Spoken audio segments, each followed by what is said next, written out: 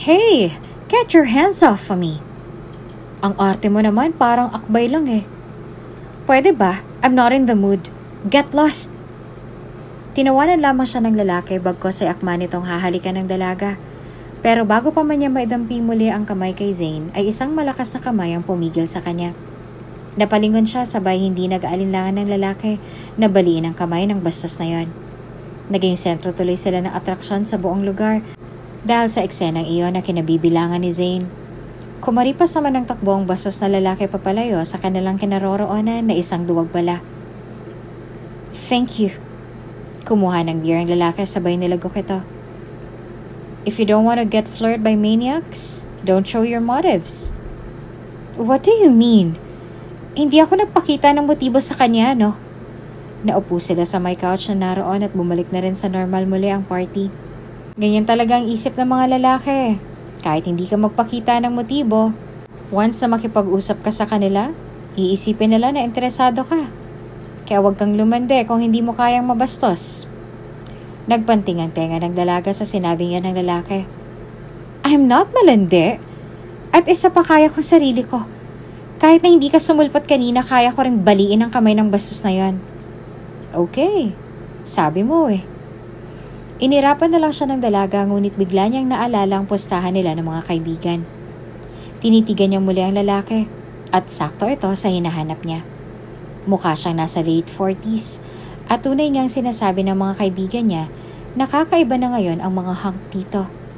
Maskulados na animoy nagtatrabaho sa Adonis. Galit na galit yung mga muscles ng lalaki. Sa isip niya, paano pa kaya ang abs nito?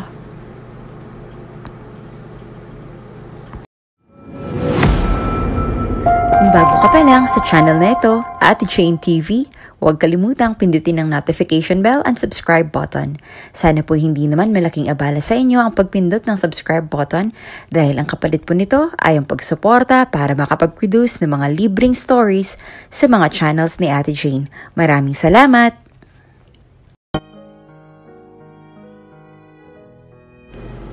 Dad, I want freedom! Ayoko matali sa buhay na gusto niyong ipagawa sa akin. I have my own life. So please, Dad, let me enjoy that life. Palagi na lamang bang problema ang dadalhin mo sa amin? Hanggang kailan mo babalak sirain ang buhay mo, Zainaida? Ginawa na namin lahat para ituwid yung landas mo. Hinayaan ka namin nung una. Pero sunod-sunod ang mga chismis na umiikot sa balita at nalalaman ito ng mga investors natin. Kailan ka ba magtitino? Ilang beses ko ba kasing sasabihin sa inyo, Dad, na ayoko maghawak ng negosyo? Hindi ko linya yan. Ayoko niyan, kaya huwag niyo akong pipilitin. Okay, sige. Yan ang gusto mo? Ang makipagmatigasan? Harapin mo ang consequences ng mga actions mo. What do you mean, Dad? Spoiled brat, pasaway, matigas ang ulo. Ilan lamang ito sa mga karakter ni Zane. Anak ng isang mayamang negosyante. Buhay niya nang magparty tuwing gabi kasama mga bad influence sa mga kabarkada. 23 anyos na si Zane at tila wala pang direksyon ng buhay. Dahil anak mayaman ay nagagawa niyang lahat ng gusto niya at nakokontrol ang mga bagay-bagay sa kanyang mga palad. Ngunit dahil sa sobrang katigasan ng ulo ni Zane ay napilitan ng kanyang ama na tanggalin lahat ng meron siya, maging ang yaman at mana niya ay tinanggal na rin ng daddy niya. Sa alak, barkada at bar lamang nauubos ang oras sa panahon ni Zane, lalo ng mga perang ibinibigay sa kanya ng daddy niya. Dad, you can't do this to me! Umiiyak na nagmamakaawa ni Zane sa harapan ng kanyang ama. Kung kinakailangan pa niyang lumuhod at halikan ng mga paa nito ay gagawin niya maibalik lamang lahat ng binawi sa kanya. Sumasobra ka na, Zane! Ilang pera pa bang ilulustay mo para sa walang kwenta mong mga bisyo? Hindi mo na talaga ako binigyan ng kahihiyan. Sa kasasama mo riyan sa mga kabarkada mong masasamang impluwensya ay napariwara ka na rin ng tuluyan. Kailan ka ba magtatanda, ha? Kapag wala na kami ng mami mo? Kailangan mong matuto ng leksyon. Kaya inaalis ko na ang magiging mana mo sa akin. No, Dad, please. I'm begging you. I'll promise, magbabago na ako. Susundin ko na yung mga gusto nyo. Gagawin ko lahat. Huwag nyo lang akong tanggalan ng mana. Halos paglumpasay na sa sahig si Zane sa pagmamakaawa sa kanyang ama, ngunit hindi na siya pinapakinggan nito. Tila napuno naman ang salop ng kanyang ama dahil sa mga kalokohan nitong ginawa. Buo na ang desisyon ko. And my decision is final. Maluwag na rin ang pinto ng bahay. Malaya ka nang umalis. Hindi ko na alam ang gagawin ko sa'yo, Zainaida. Now, you're free to do what you want in life. Dad, nagmamakaawa ko. Please, Dad. Humahagulgol na sa iyak si Zane para lamang mapatawad ng magulang. Ngunit tila wala na makakapagpabago pa sa isip at desisyon ng kanyang ama. Dala ng matinding galit at inis sa ama, ay nagyaya na lamang ito sa mga kaibigan na pumunta sa isang resort upang magdamag na magparty katulad ng lagi nilang ginagawa. Kasama niya mga kaibigang sina Claire at Sydney na katulad niya ay mayaman rin ang pamilya. Oh, nakasambakol na naman yung mukha mo, Zane. Nag-away na naman ba kayo ng daddy mo? Kumuha ng beer ang dalaga, sabay nilagok ito. As usual, lagi naman kaming magkaaway eh. At sa sobrang galit niya sa akin, tinanggalan niya pa ako ng mana. Pati kotse ko kinuha. My gosh! Seryoso bang daddy mo? Unika-iha ka. So kanino na mapupuntang mamanahin mo? I don't know. Bahala sila. Isaksak nila sa sarili nilang manang yon. I don't need that. Grabe talaga magalit si Tito, no? Walang sinasanto kahit sariling anak. Basta sis, you always have our back. Kaliwat kanan ng mga nagiinuman at nagsasayawan doon sa resort. Halos lahat ay nakabikini ang mga babae at nakaboxer and board shorts naman ang mga lalaki. Nga pala Zane, sasama ka ba sa amin sa Maldives? Bakit? Anong meron? Napabalik ko siya na maalalang kasal nga pala ng pinakamatalik niyang kaibigang si Tin at doon ito gaganapin sa Maldives. Gosh, kasal nga pala ni Tin ano? Kapag minamalas ka nga naman. Hinold ni Daddy lahat ng credit cards ko at lahat ng bank accounts ko. Ni cash nga, walang tinira sa akin. So you mean you're not coming with us? Of course I will. Matalim na nakatingin si Zane sa malayo na pawang nag-iisip ng paraan kung paano magkakaroon ng pera para makasama sa Maldives. Besides, pinakamatalik niyang kaibigan si Tin. Kaya talagang siyang numero 1 hindi dapat mawala roon. Paano nga? Wala ka namang pera. Wala rin naman kaming mapapautang sa'yo. Kaya nga nag-iisip ng paraan eh. What if magpustahan tayo? Excited na tanong ng mga kaibigan. Oo nga, Zane. Total, isa ka namang desperate and dependent. Kailangan mo magawang ipapagawa namin sa'yo. Napaisip si Zane sa naisip na pustahan ng mga kaibigan. At this point, kung ano man ito ay pipilitin niya ng magawa para sa magiging premyo ng dalawa. Okay, what is it? Kailangan mo may maka one night stand sa isa sa mga lalaking nandito sa resort. Sus, yun lang pala eh. Basic na yan para sa akin. Kahit dalawa pa. Nagkaroon ng pag-asa si Zane dahil hindi naman ganoong kahirap para sa kanyang ipinapagawa ng mga kaibigan. Na, we're not done.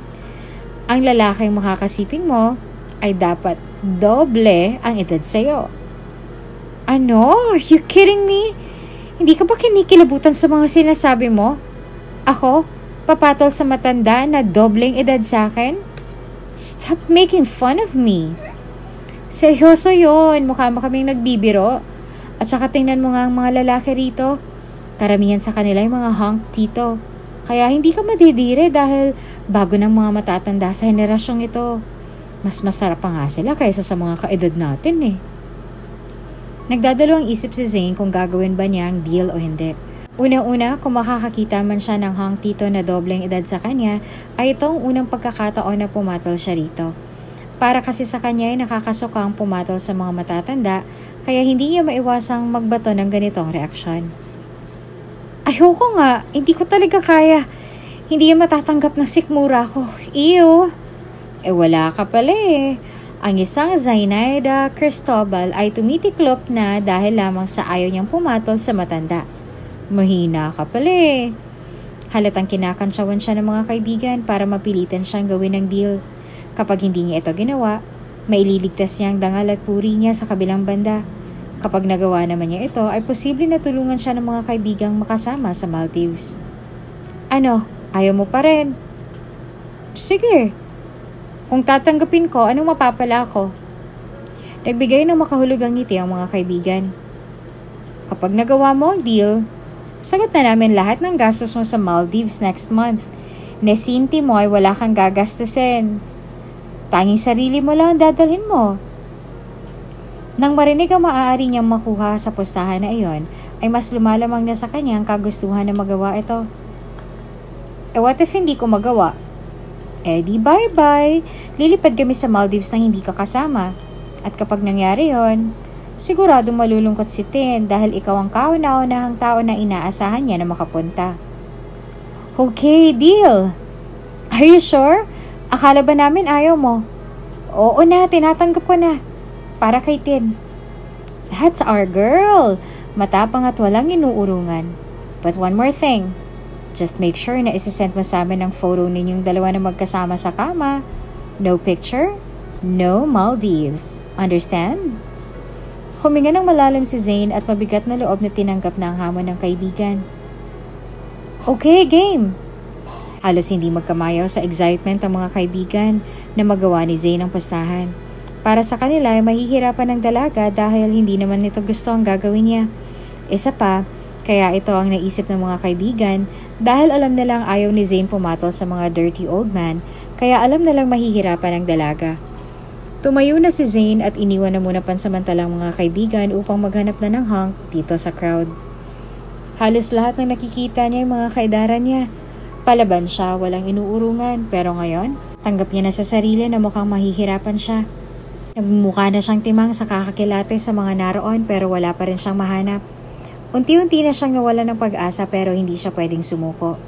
Si Tin ang motivation niya kaya kailangang magawa niyang pustahan. Habang nakatayo at naghahanap ng hang tito ay may biglang lumapit sa kanyang isang lalaki. Hindi niya mawari ang edad pero siguradong hindi ito matanda. Hi, Miss Beautiful. You alone? No, I'm with my friends. There. Tinuro niyang kinaroroonan ng mga kaibigan. Oh, I see. Want more drink? I still have. Thanks but no thanks. Kahit may kausap ay nasa pustahan pa rin ang isip ni Zane at nasa paghahanap pa rin ang atensyon niya. May hinihintay ka ba? Wala. Pasimpleng lumapit ang lalaki kay Zane habang two-piece lamang ang suot niya. Napadikit ang balat nito sa balat ng dalaga. Tila may gustong ipahiwatig. Tila may gustong gawin. Pero ngayon, ibang priority ni Zane at hindi siya yon. Napabalikwas naman ang dalaga sa gulat ng akbayan siya nito nang walang paalam ng bastos na lalaki. Hey! Get your hands off me! Ang arte mo naman, parang akbay lang eh. Pwede ba? I'm not in the mood. Get lost! Tinawanan lamang siya ng lalaki bagkos ay akma nitong hahalikan ng dalaga. Pero bago pa man niya madampi muli ang mga kamay kay Zane, ay isang malakas na kamay ang pumigil sa kanya. Napalingon siya sabay nag-aalinlangan ng lalaki na baliin ang kamay ng bastos na yon. Naging sentro tuloy sila ng atraksyon sa buong lugar dahil sa eksenang yon na kinabibilangan ni Zane. Kumaripas naman ng takbo ang bastos na lalaki papalayo sa kanilang kinaroroonan na isang duwag pala. Thank you. Kumuha ng beer ang lalaki sabay nalagok ito. If you don't want to get flirted by maniacs, don't show motives. What do you mean? Hindi ako nagpakita ng motibo sa kanya, no? Naupo sila sa my couch na naroon at bumalik na rin sa normal muli ang party. Ganyan talaga ang isip ng mga lalaki. Kahit hindi ka magpakita ng motibo, once na makipag-usap ka sa kanila, iisipin nila na interesado ka. Kaya huwag kang lumande kung hindi mo kayang mabastos. Nagpanting ang tenga ng dalaga sa sinabing iyon ng lalaki. I'm not malandi. At isa pa, kaya kong sarili ko. Kahit hindi ka sumulpot kanina, kaya ko ring baliin ang kamay ng bastos na yon. Okay, sinabi mo eh. Inirapan na lang siya ng dalaga ngunit bigla niyang naalala ang pustahan nila ng mga kaibigan niya. Tinitigan niya muli ang lalaki at sakto ito sa hinahanap niya. Mukha siyang nasa late 40s at tunay ngang sinasabi ng mga kaibigan niya, nakakaiba na ngayon ang mga hang tito. Maskulados na animoy nagtatrabaho sa Adonis. Galit na galit yung mga muscles ng lalaki sa isip niya. Paano pa kaya ang abs nito? Drinks? Inalok siya ng lalaki. Yes, please. Kanina nag-alok din yung lalaki pero tinanggihan mo. Kung inoobserbahan mo ako, hindi ba obvious na ayaw ka sa kanya? Ngayon na nasa harapan niya na makakatulong sa kanya para makasama sa Maldives, ay hindi niya na ito papakawalan pa. Dito niya gagamitin ang kalandian na sinasabi sa kanya kanina ng lalaki. So, ibig sabihin ba noon gusto mo ako? Malanding tumingin si Zane sa lalaki at unti-unti nang nagpakita ng motibo. Well, I guess. Playful. Are you tempting me? Why not? Besides, I want to express my gratitude sa pagligtas mo sa akin kanina doon sa manyak. Matalim na tumitig sa kanya ang lalaki at halatang nangingilates. Hindi siya tanga para hindi mahalata ang gustong mangyari ng dalaga. Besides, wala namang dahilan para tanggihan niya ito. Bukod sa sariwa at maganda, ay batang-bata pa ito. Tara. Saan naman? Nagtatakang tanong ni Zane. In my cabana. I'm all alone. And I also want some company. Hindi man ipahalata ni Zane sa kanyang itsura pero sobra-sobra ng kaba sa kanyang nararamdaman. Sumama siya ng walang pagdadalawang isip sa hang tito para maisagawang kanilang pustahan. Have a seat. Thank you. Here. Inabutan muli ng lalaki si Zane ng beer. Thanks. Mamahaling room to ah. Mayaman ka ba? Napangisi ang lalaki sa tanong na iyon ng dalaga. Medyo. Why are you asking? Wala naman. Siguro ang swerte ng asawa mo, no? Asawa? I don't have one. Wala pa akong asawa. Nanlaki naman ang mga mata ng dalaga sa narinig. Sa isip niya, dapat may asawa at mga anak na siya sa edad na yon. As in, single ka pa? Yes. Sorry, akala ko pamilyado ka na. You're so funny. Anyway, ikaw ba? Baka magalit ang boyfriend mo sa mga pinaggagawa mo rito. I'm single and ready to mingle. Nagpanagpo ang kanilang mga panangin sa kalagitnaan ng tahimik at malamig na gabi. Parehong nangungusap ang mga mata na tila may gustong gawin at ipahiwatig, ngunit hindi malaman kung sino magsisimula. Dahil sa mas marami ng karanasan ng lalaki ay siya nang nagsimulang kumilos at magpakita ng motibo. Marahan siyang lumapit sa dalaga at walang alinlangang hinalikan nito sa labi. Walang bakas ng pagtutol kay Zane dahil tila gusto rin niya ang ginagawang ito ng lalaki. Dahan-dahan nilang dinadama ang bawat halik na iyon hanggang sa tuluyan na nga may mangyari sa kanila. Kusang ibinigay ng babae ang kanyang sarili at pisikal na katawan upang magpaangkin ng tuluyan sa kung sino man itong lalaking nagpapaligaya sa kanya ngayon. Hindi siya nagdalawang isip kung anong iisipin ng iba, pero habang dinadama nila ang init ng kanilang katawan, habang pinagsasaluhan ng sarap ng bawat sandali, ay tila nahipa ng hangin ng pustahang nakatatak sa isip ni Zane bago pa man niya matagpuan ang lalaking ito. Aminado siya noong una na ayaw niya makipagtalik o makipaghalikan man lamang sa lalaking malaki ang agwat ng edad sa kanya. Pero ngayon na nararanasan niya na ito, nararamdaman niya na yung kakaibang pakiramdam habang niroromansa siya ng lalaking to. Masasabi niyang gusto pa niya itong maulit at muling magpalalim sa kanyang sistema. Sa galing ng lalaki, hindi mapigilan ni Zane na mapuri ito ng paulit-ulit. Sa edad niyang 23 sa talagang masasabi niyang marami na rin siya nakasama sa kama, ay ngayon lamang niya naramdaman yung sarap. Sa hang tito lamang pala niya ito mararamdaman. Ilang minuto rin ang itinagal ng kanilang pagtatalik. Dala ng pagod ay una nang nakatulog ang lalaki. Kinuha agad ni Zane ang kanyang cellphone at gaya ng napagkasunduan ay kinuhanan niya ng litrato ang sarili kasama ang pagod na lalaki. Nag-message siya sa mga kaibigan upang ipaalam na nagawa niya ang pustahan. I won! Ready my reward! Oh my gosh! Ang galing mo talaga, Zane! In fairness, ang hunk ni kuya ha? Yeah, pero 46 na siya, wala pa siyang asawa. Duda ako masamang ugali nito, kaya sa mga bata na pumapatol. Talaga? Pero kahit pa, he's still sexy at hindi halatang 46. Anyway, how was the experience? Magaling ba?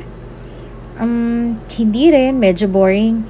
Sa katandaan, napagod ko yata na hindi na nga makadalawa. Bilib na talaga kami sa'yo, Zane. At dahil dyan, makakasama ka na namin sa Maldives. Congrats, girl!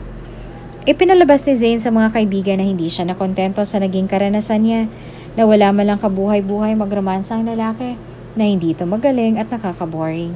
Pero ang totoo, hindi niya makakalimutan ang gabing ito. Ang ipinaranas niya sa dalaga ay walang katulad sa mga karanasan niya sa ibang lalaki. Para kay Zane, kakaibang hunk tito na ito. Nang makatulog siya namang gising ng lalaki. Aksidente niyang napakialaman ng cellphone ni Zane. Nakalimutan niyang i-lock ang phone kaya madali itong nabuksan ng lalaki. Bumungad agad sa kanya ang naging usapan sa chat ni Zane at ng kanyang mga kaibigan. Napailing siya saka nadismaya matapos mabasa ang mga mensahe na iyon. Mga kabataan talaga ngayon, bukod sa mapupusok, hindi marunong magseryoso. Mahinang sabi ng lalaki sa sarili. Sa pagkakahimbing ng tulog ni Zane ay hindi niya namalayang umaga na. Pagmulat ng kanyang mga mata, hindi niya na makita ang presensya ng lalaki sa silid kaya tumayo kaagad siya upang hanapin ito sa buong kwarto. Nang mapagtantong umalis na nga ang lalaki, napakamot na lamang itong umupo sa kama at saka pa lamang naramdaman ng hiya. Nang dahil sa isang pustahan ay nakakilala siya ng misteryosong lalaki na simula ng araw na iyon ay hindi na nawala sa kanyang isipan. Ni hindi man lamang niya na itanong ang pangalan nito o phone number. Walang naiwang pagkakakilanlan sa lalaki kaya hinihiling na lamang niya na sana'y magkita muli sila nito. Katulad ng napag-usapan, tinupad ng mga kaibigan ang pangako nila kay Zane na sasagutin nila lahat ng gastos ng dalagang papuntang Maldives. Isang buwan na rin ang nakakaraan pero nasa isip pa rin ni Zane ang lalaki. Hanggang makarating ng Maldives ay sariwa pa rin sa kanyang alaala nangyari nung gabing yon. Zane, I'm glad that you're here. Magtatampo na sana ako sa'yo kung hindi ka sisipot. That's impossible to happen, sis. This is your day. One of the most important occasion of your life. Hindi ako pwedeng mawala rito, no? I told you, kahit inalis na sa akin lahat ni Daddy, I'll still find ways just for you. Congratulations. I'm so touched. Thank you, sis. You never failed to amaze me. Anyway, enjoy the food, ah. See you later. Okay, sis. See you. Sobrang elegante ng lugar. Tamang-tama ang ganda ng Maldives sa romantic event na ito sa buhay ng kanyang matalik na kaibigan. Maging sa reception ay mapapamangha ka talaga dahil sa ganda ng setup at maging mga pagkain na nakahain ay puro ipinagmamalaki ng bansang ito.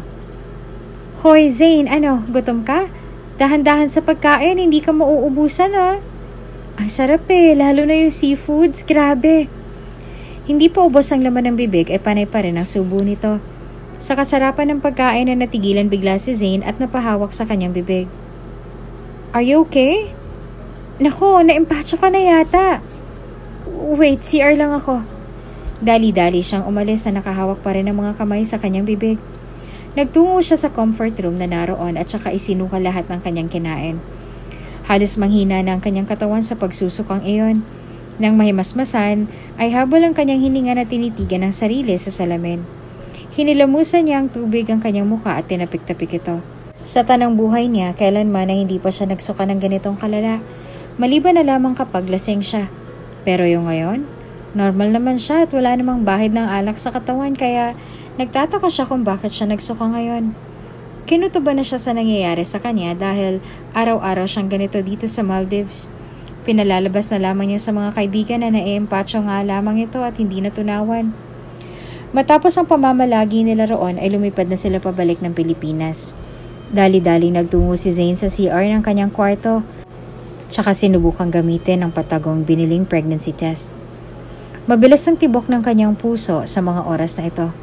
Marahil ay may kutob na siya sa maaaring maging resulta ng test na ginawa niya.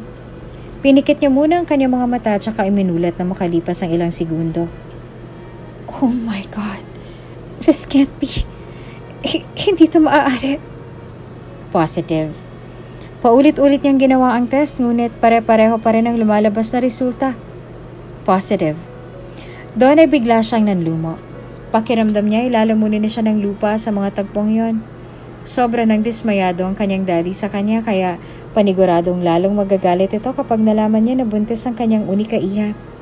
Ngunit kung itatago niya ito ay malalaman pa rin ito ng daddy niya dahil sa paglaki ng kanyang tiyan. That's why she decided to tell the truth and accept the consequences of her actions. Dad, sabihin mo na sasabihin mo at may pupuntahan pa ako. I just want to tell you something. Just say it, you're wasting my time. Huminga ng malalim si Zane at saka hindi na nagpaligoy-ligoy pa. I'm pregnant. Kung biro yan, it's not funny. I'll go ahead. Totoo, Dad. Buntis ako.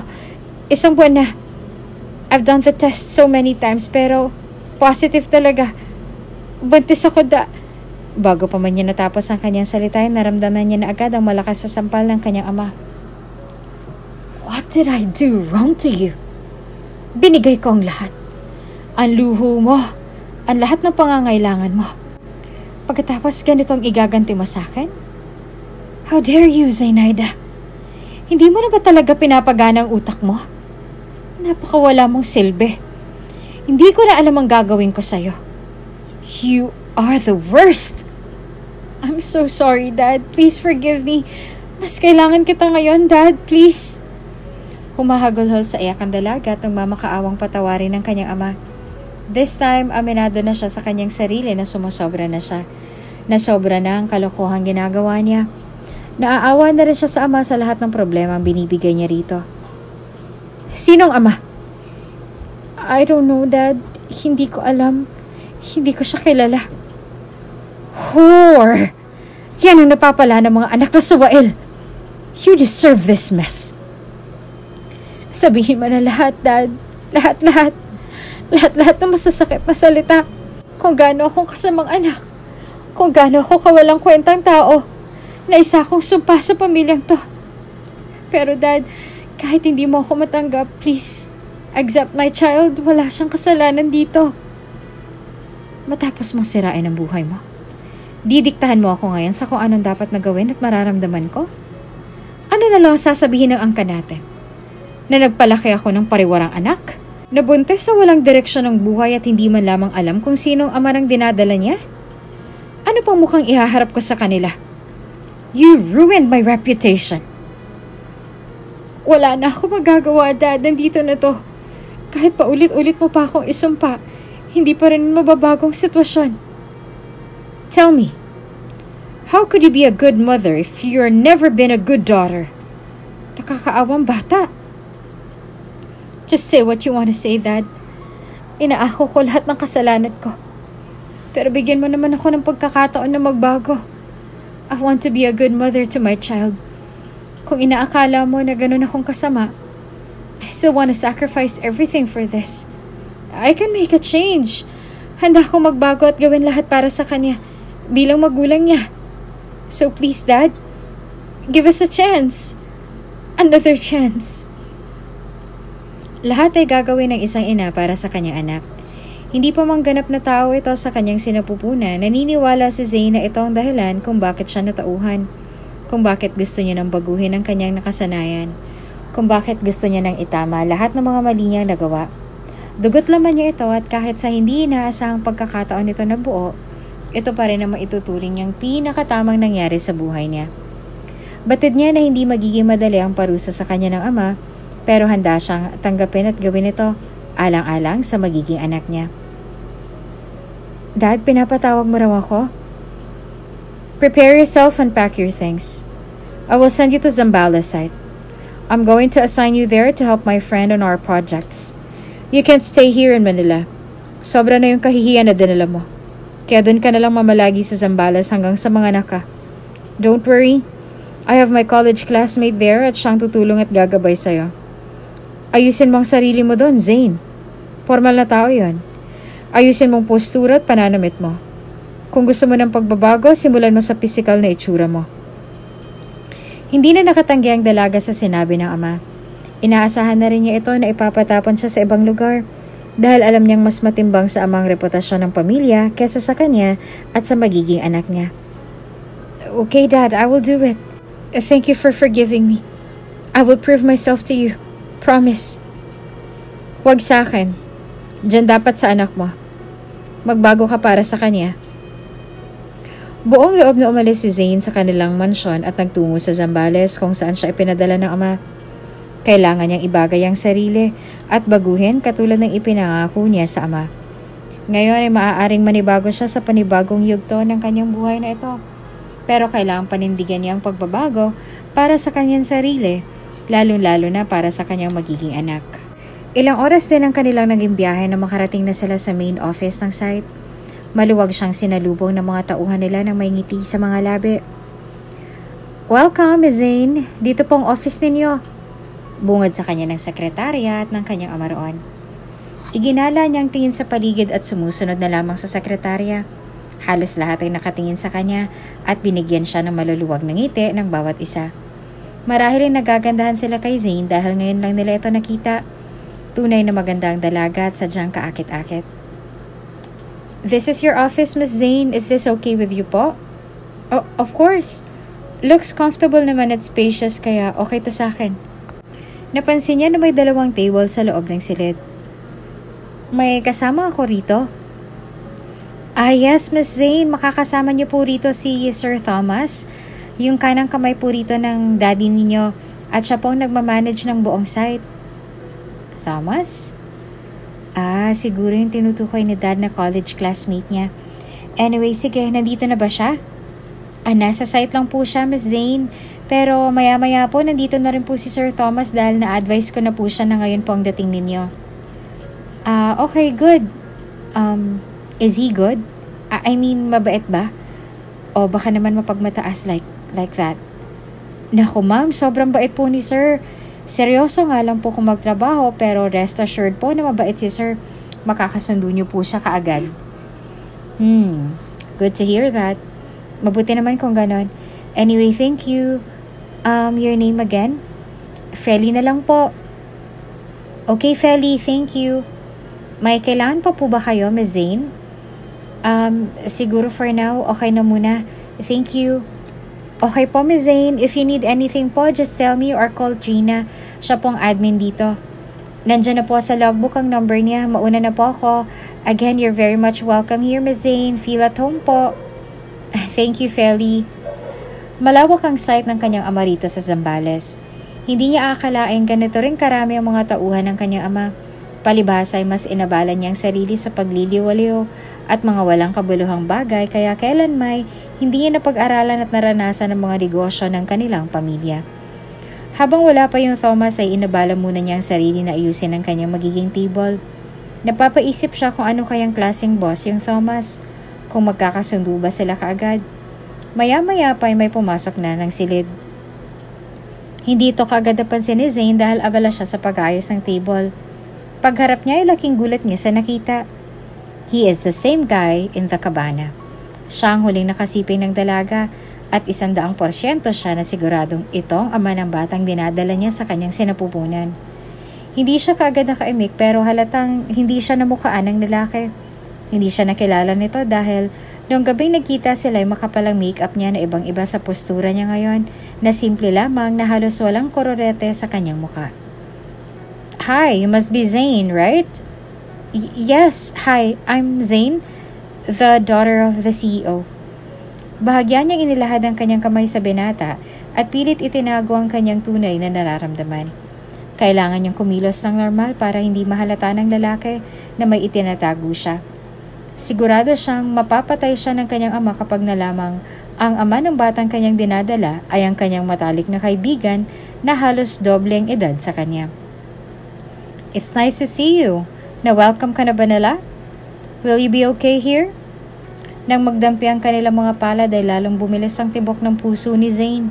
Mas mabilis kumpara noong dati. Biglang bumalik sa kanyang alaala yung gabi nang may mangyari sa kanila. Yung gabi na kailanman ay hindi niya makakalimutan at doon nagbunga ang kanilang magiging anak. Yes, actually na-tour na ako ni Feli. They were all hospitable and warm. Kaya okay na ako rito. Thank you. Okay, good. So, I think you should take some rest dahil alam kong napagod ka sa biyahe. We will start the training tomorrow. I'll go ahead. See you tomorrow. Okay, thank you, Mr. Thomas. See you tomorrow. Matapos ng tagpong yun ay nagtungo na siya sa room na kanyang tutuluyan. Hindi pa rin mawala sa kanyang buong sistema ang nangyari kanina. Malaking tulong ang pagbabago ng kanyang itsura dahil hindi siya nakilala ni Thomas. Tumatak din sa kanyang pangalan ng lalaki. Thomas palang pangalan niya, sabi niya sa isip. Hindi siya makapaniwalang magpapanagpo muli ang kanilang mga landas. Kung nakikialam na sana siya noon pa lang sa mga negosyo ng ama ay makakaiwas pa siya na matukso sa lalaki. Pero sa kabilang banda, kung siyang masusunod ay wala namang masama na itong maging ama ng anak dahil una sa lahat ay magaan ang loob niya kay Thomas. At pangalawa, ay mukhang mabuting tao ito at siguradong magiging mabuting asawa at ama sa kanilang mag-ina. But still, hindi pa rin maalis sa kanyang magiging galit sa kanyang ama kapag nalamang si Thomas ang ama ng kanyang anak. Baka lalong hindi na siya mapatawad nito at habang buhay ng pabayaan. Kinaumagahan ay nagtungo na siya sa office upang simulan ng mga nakaatang sa kanyang gawain. Naroon din si Thomas at siya na lamang hinihintay para makapagsimula na sa training. Good morning, Thomas. Ang aga mo naman. I'm always early. Hindi dapat pinaghihintay ang trabaho. Ngayon napatunayan ng dalaga na medyo istrikto nga at seryoso nga ito pagdating sa trabaho. Bigla siyang kinabahan dahil baka hindi niya kaagad maunawaan ang mga ituturo nito.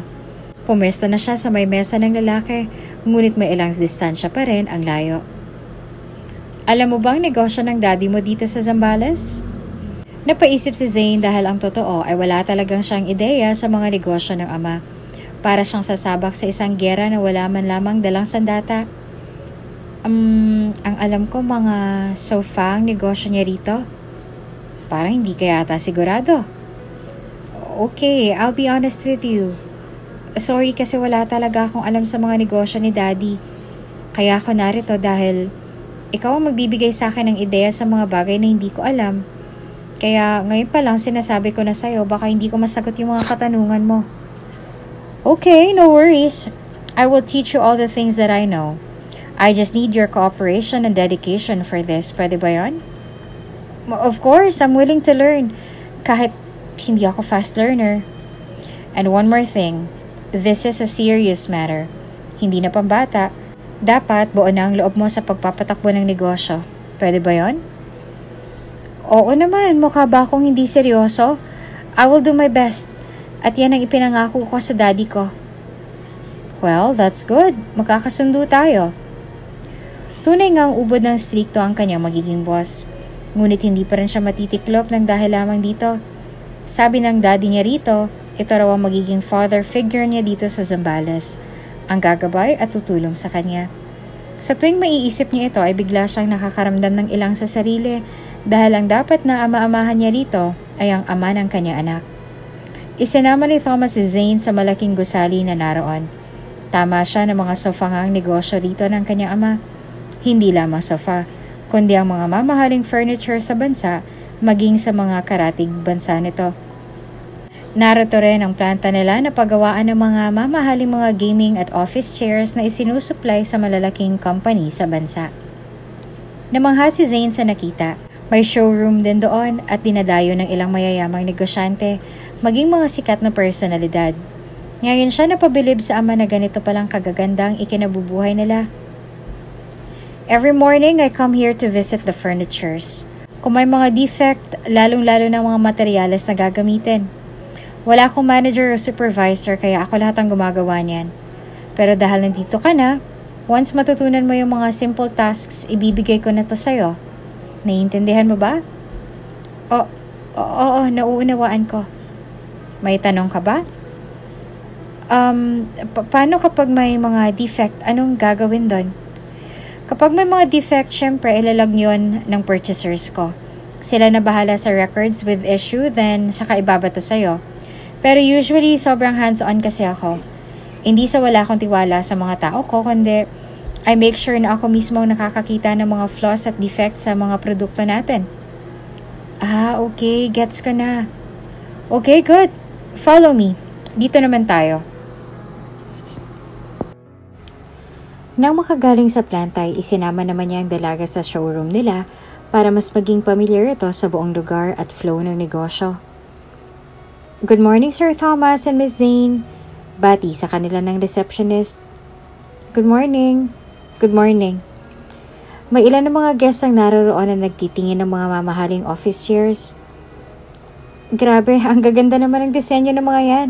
Nag-hire ba kayo ng designers? Minsan, pero most of the designs here are from your dad and my ideas. Wow! Design ni Daddy yan? Oo. Sorry to ask, but mag-ama ba talaga kayo? Of course, yes. Bakit mo naman natanong yan? Para kasing hindi niyo kilalang isa't isa. Ni wala kang alam tungkol sa daddy mo. Yeah, but it's too personal. Ayokong pag-usapan. Okay, sorry. It's okay. Habang lumilipas sa mga araw ay natututunan na ni Zane ang mga itinuturo sa kanya ni Thomas. Habang natututunan na rin ng lalaki na magustuhan ng dalaga. Batid niya hindi sila nababagay sa isa't isa dahil sa layo ng pagitan ng edad nila. Ganon din naman si Zane. Hindi niya akalaing mas lalalim ang pagtingin niya sa lalaki, lalo pat ito naman talagang ama na magiging anak niya. Naging maselan din ngayon ang pagbubuntis si Zane pero hindi niya ito pinapahalata sa mga kasama niya, lalo na kay Thomas. Ayaw niyang malaman nila nagdadalang tao ito dahil iniiwasan niyang matanong tungkol sa ama ng bata. Para hindi mahalata ay lagi na lamang siyang nagsusuot ng maluwag na damit kung minsan naman ay naka-blazer pa ito. Thomas, paano nga ulit itong report? Medyo nalilito pa ako sa part na to eh. Nakatutok si Zane sa kanyang computer nang tawagin niyang atensyon ni Thomas. Agad namang lumapit ang binata sa kanya upang i-check ang ginagawa ng dalaga. Alin dyan? San tapat? Nakapwesto ang lalaki sa likod ni Zane na nakayuko upang mas maaninaw ang screen ng computer. Ito, bakit negative? Tama naman ang computation ko. Normal lang ba na mag-negative? Para mas maaninaw, inilapit pa ni Thomas ang kanyang mukha sa screen at pinantayan ang mukha ng dalaga. Halos hinliliit na lamang ang lapit ng mukha nila sa isa't isa. Naging abnormal ang pintig ng puso ni Zane nang magkalapit sila ng ganoong kalapit ni Thomas. Nakaunting lingon na lang siya rito ay paniguradong mapapahalik siya sa mga labi ng lalaki. Ipinatong ni Thomas ang kanyang kamay sa kamay ni Zane na nakahawak pa rin sa mouse ng computer. Here, hindi mo na-edit tong ending kahapon.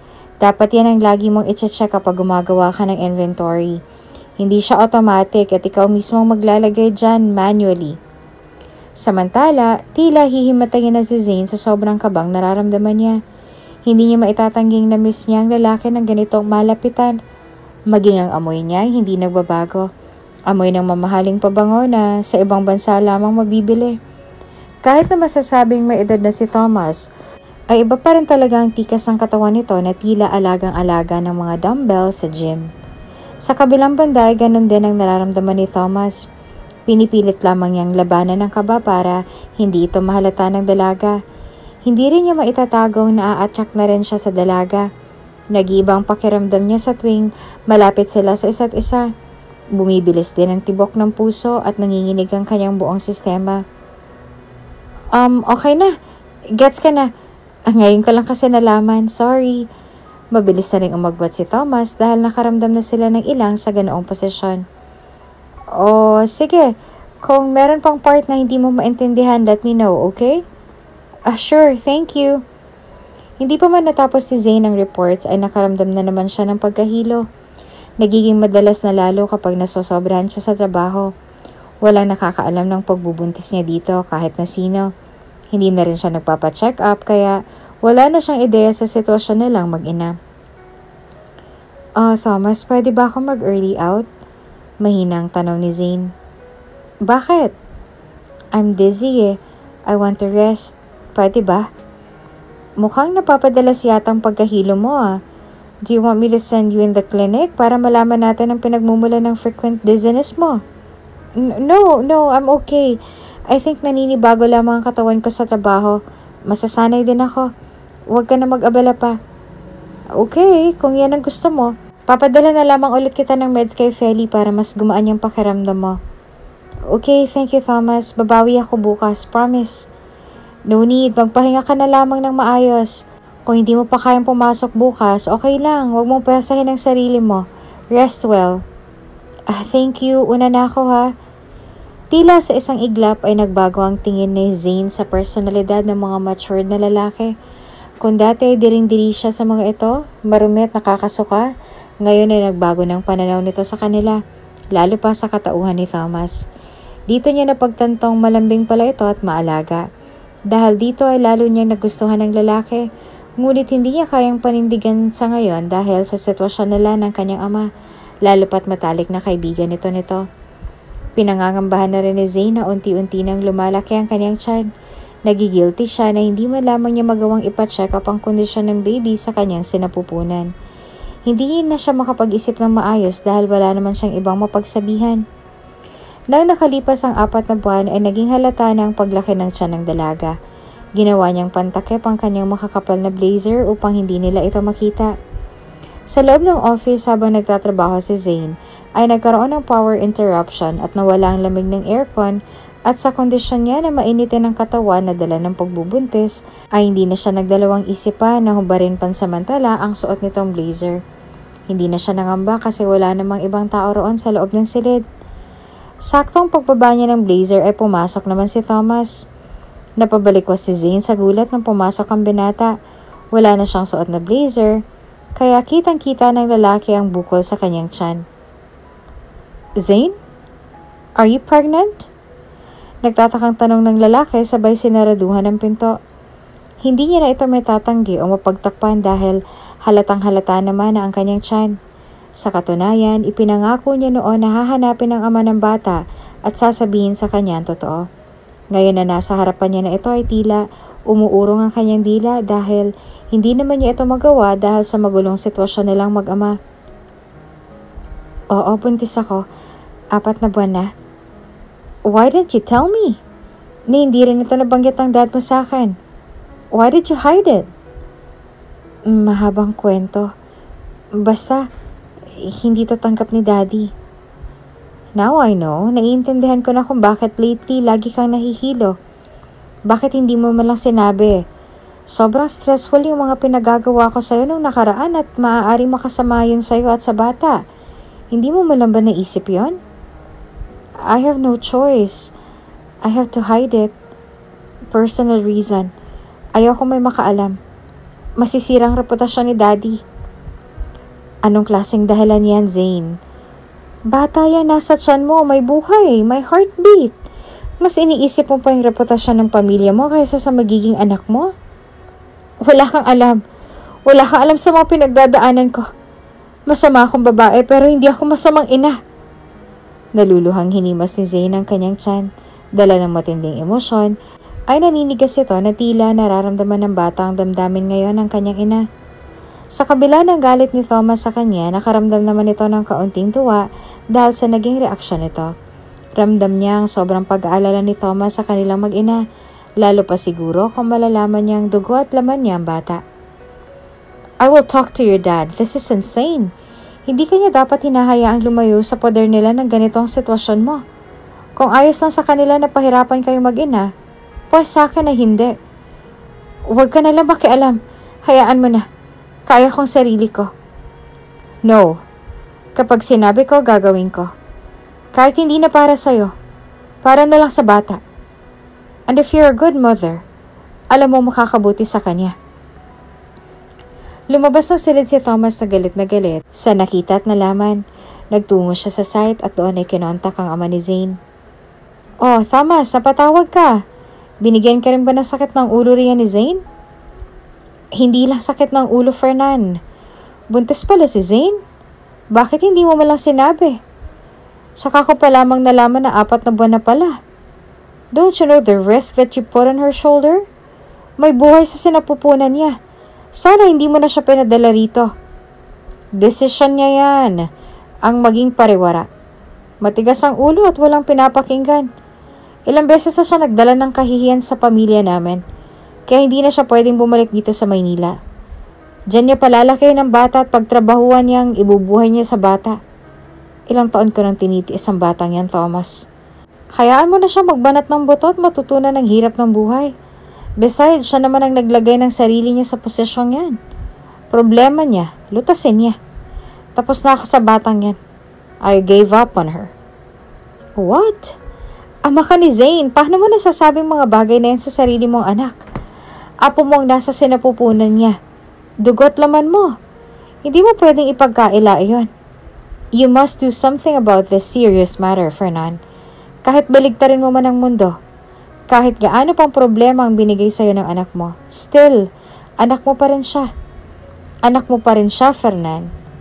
Hindi magbabago yon. Tila hindi na kayang kumbinsihin ni Thomas ang desisyon ng ama ni Zane. Buo na ang loob nito na hindi pabalikin ang anak sa Maynila. Nakaramdaman naman ang matinding awa si Thomas kay Zane. All this time, 2 na pala silang nakikipaglaban sa buhay.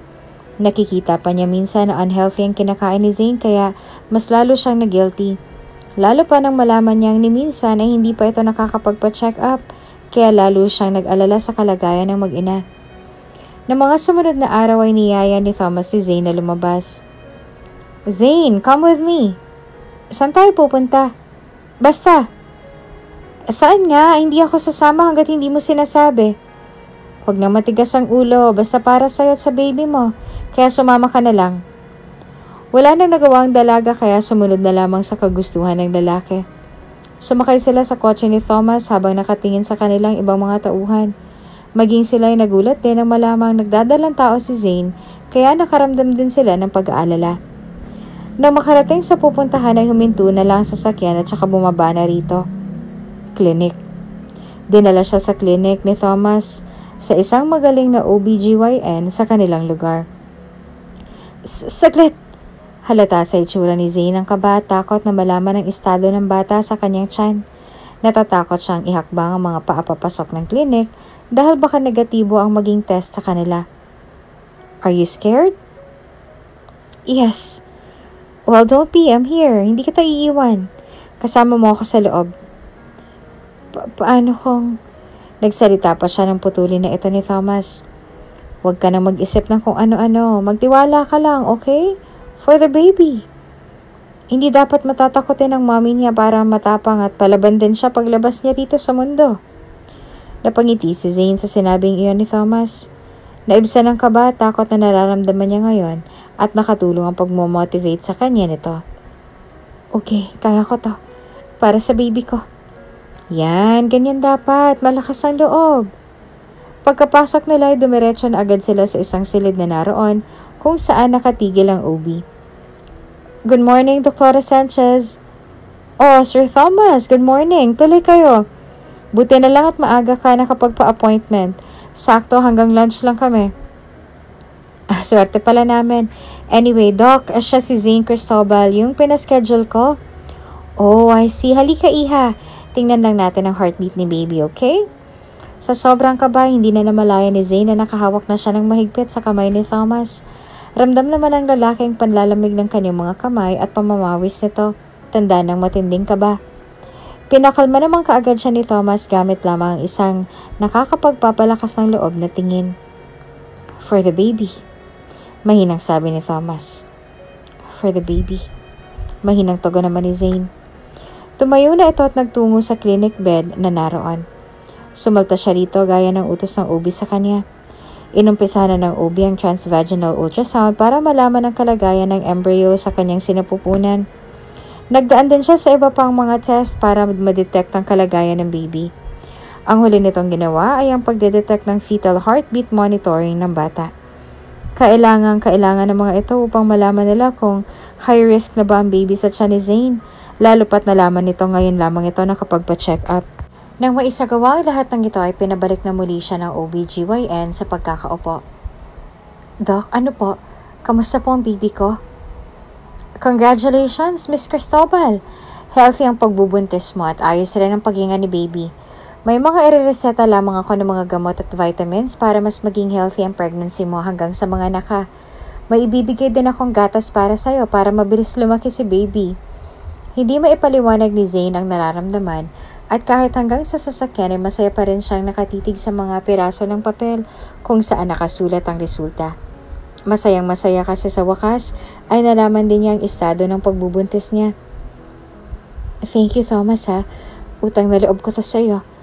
Salamat sa pagpapalakas ng loob. It's too early to say thank you. May pupuntahan pa tayo. Nagtaka naman si Zane kung saan naman siya balak dalhin ito.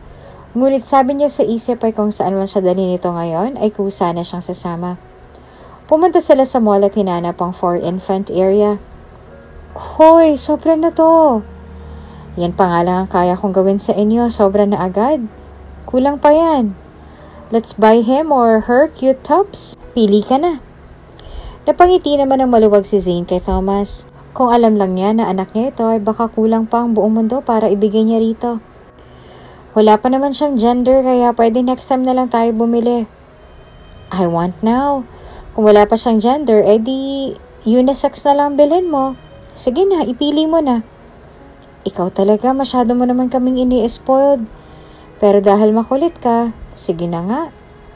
Masayang dinampot ni Zane ang isang pares ng puting damit na pambabae at panlalaki. Napaluha siya dahil hindi niya akalaing magiging nanay na siya. Hindi luha ng pagsisisi pagkos ay luha ng kagalakan. Kung may lakas sana siya ng loob ngayon na aminin kay Thomas ang totoo ay nagawa niya na. Pero natatakot pa rin siya sa maaaring mangyari sa ama kaya patuloy niya na lamang itong itatago sa kanyang sarili. Matapos nila na makapamili ng mga kailangan ng baby ay mga gamit naman ni Zane sa pagbubuntis ang kanilang binili. Okay na ako sa mga damit ko. Tsaka na lamang ako bibili sa sweldo ko. Sobra-sobra na to, Thomas. Nakakahiya na. Diba sabi ko sa'yo huwag ka nang mahiya? Pero sige, kung ayaw mo talaga, isipin mo na lamang na advance mo yan. Okay ba yon? Sige na nga. Salamat. Hindi maiwasang ng ibang naroroon na mapatingin sa kanila. Marahil na iniisip ngayon ng mga tao na nakakakita sa kanila ay mag-asawa sila. Mapapangiti siya na masarap pala sa pakiramdam na may asawa at ama ng bata na nag-aasikaso sa kanilang mag-ina. Nakakalimutan niya ang problema lalo ng sitwasyon sa ama sa tuwing magkasama sila ni Thomas.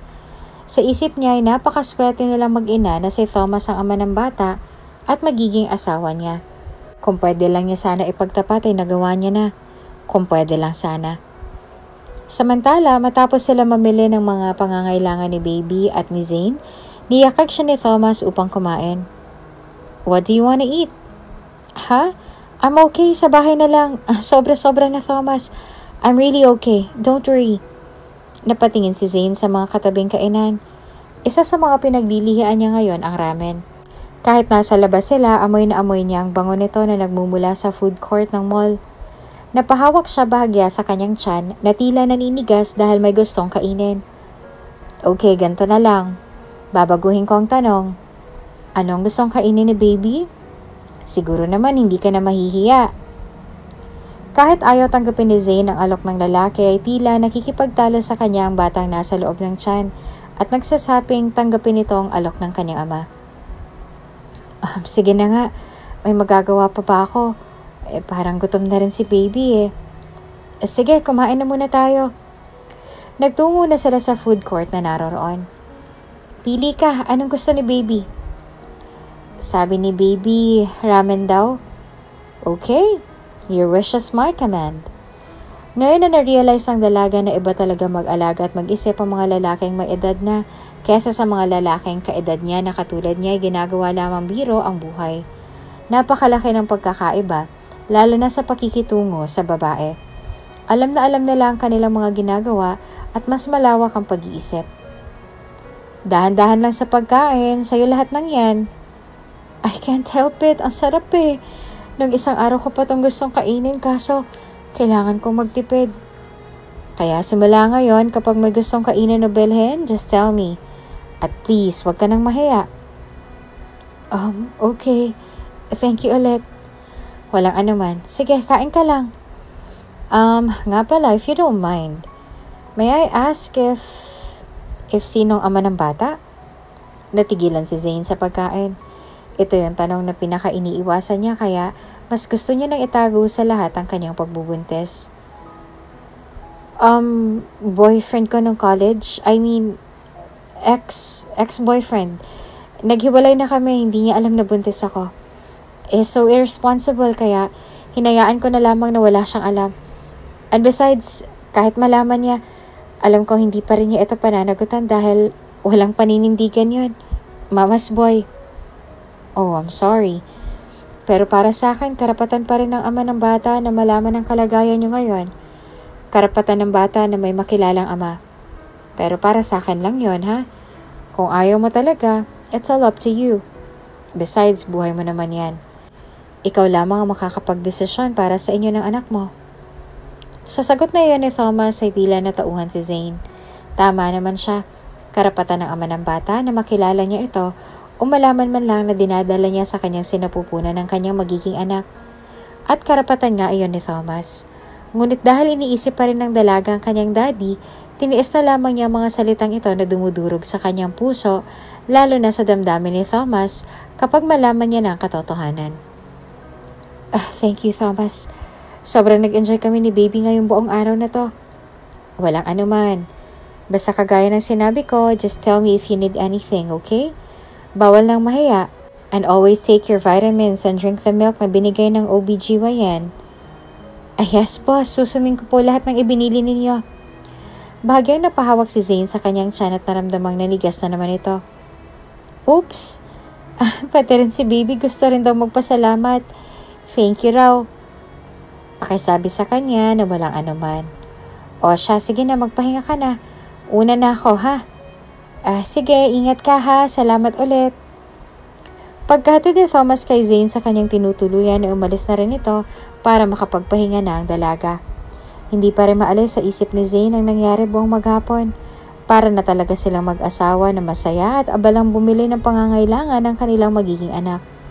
Tunay na habulin din ng kababaihan si Thomas kahit na may edad na ito dahil sa maskulado nitong pangangatawan. Marahil ay maraming naiinggit sa kanya ngayong mga tita dahil tanging sa kanya lamang ito malapit kumpara sa iba. Naaalala naman niya ang sinabi ni Thomas noon sa kabana na single siya at walang asawa at anak kaya malaya siyang kumilos na walang kailangang itago maliban sa sikreto niya. Kinaumagahan ay maagang nagising si Zane at agad na itong nagtungo sa office. Ilang di ba pa lamang layo niya sa opisina ay nauulinigan niya na may ibang tao roon sa loob. Hindi lamang isa, kundi labis pa. Pagpasok niya roon ay nagulat siya sa kanyang nadatnan.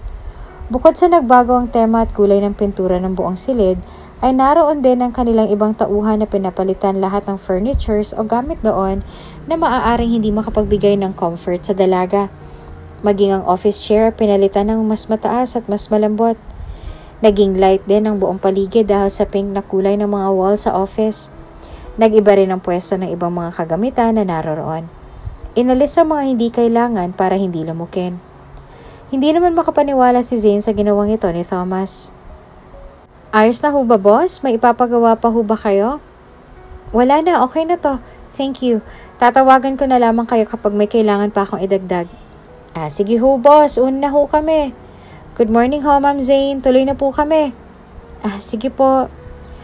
Hanggang ngayon ay nalilinga pa rin si Zane ang kanyang paningin sa laki ng pinagbago ng silid. Ikaw ang nagpabago nito? Oo, nagustuhan mo ba? Oo, gustong-gusto. Inaasahan ko na yung sagot mo. I made a research na mas gumaan ang pakiramdam ng mga buntis kapag maaliwalas at masaya ang kulay ng paligid. At nag-abala ka pa talagang mag-research ha. Masyado mo naman ata akong pinapabilib. Ewan ko, pero para bang gusto ko na lang lagi gumawa o magbigay ng anumang maitutulong ko para sa inyong mag-ina. Sa isip ni Zane, tunay ngang sinasabi nilang lukso ng dugo. Magaan ang loob sa kanya ni Thomas at sa bata dahil siya naman talaga ang ama nito. Kailan pa ito nagawa? Para namang kulang ang isang araw para magawa lahat ng to Kahapon habang nasa labas tayo, kinaunta ko ng mga tauhan at si Feli na simulan ng renovation ng room.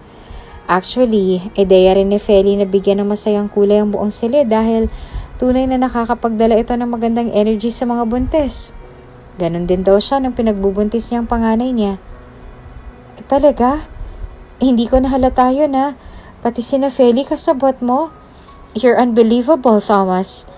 Hindi ko alam kung paano ka papasasalamatan o mababayaran man lamang sa mga kabutihang ipinakita mo sa akin, pati sa magiging anak ko. Well, it's my responsibility to take care of my people. Hindi man magawa ni CEO na daddy mo, ako nang gagawa. Mahal ko ang mga tauhan ko at hindi ko hahayaang may mapahamak na isa sa inyo. Maraming salamat ulit. Pero, baka makarating kay daddy na masyado mo na akong ini-spoil. Pinadala niya ako rito para magbanat ng buto at maranasan ang hirap ng buhay. Baka lalong magalit yun at madamay ka pa sa kamalasan ko. Don't say that. Hindi ka malas. Walang taong malas. Maaaring galit ang daddy mo pero siguro naman na hindi niya intensyong masaktan ka. Baka ang gusto lamang niya ay maturuan ka ng leksyon. Yeah, I know. Kaya nga pinipilit kong bumawi sa kanya. Alam ko namang mahal niya ako at hindi niya ako matitiis. Galit lang siya. At yun na lamang ang iniisip ko. That's right. At kung yung pang-i-spoiled ko sa'yo ang inaalala mo, don't worry. I can defend ourselves to him. Nakikinig din naman siya sa akin kapag ako nang nagsalita. Salamat, Thomas. Anyway, hindi na ako ma-stress sa mga reports na ipapagawa mo dahil sobrang aliwanas na ng paligid. Thank you. No worries. Habang lumilipas sa mga araw ay mas gumagaan ang pakikisama nila sa isa't isa. Mas lumalalim ang kanilang samahan at mas nakikilala nila ang bawat isa. Kung dati ay laging seryoso si Thomas, ngayon ay pumapasok na siyang laging nakangiti at maaliwalas ang mukha. Hindi rin siya pumapalya sa mga sorpresa kay Zane sa tuwing papasok na sa opisina ang dalaga. Komportable na rin si Zane sa presensya ni Thomas, na anytime kapag nawala ulit ito, baka hindi niya nakayanin pa. Nasanay na siyang laging kasama si Thomas. Napamahal na siya rito. Hindi lamang niya maamin sa lalaki. Minsan ay tinatanong na rin niya ang sarili kung hanggang kailan ba siya mabubuhay sa takot, sa ama at magiging handa na ipaglaban ang tuluyan ng pag-ibig niya kay Thomas. Ngunit nangingibabaw pa rin sa kanya ang takot. Ngayon pa niya maalala ang sinabi ng ama na bibigyan niya ang dalaga ng 10 buwan dito sa Zambales para matapos ang mga pinapagawa nito ay nakaramdam siya ng panlulumo. Gusto niya nang bumalik sa Maynila, ngunit ayaw na ng puso niya. Mas gusto niyang manatili rito kasama si Thomas na tunay na ama ng kanilang magiging anak. Habang sabay na nanananghalian ay nag-usisa si Zane tungkol kay Thomas.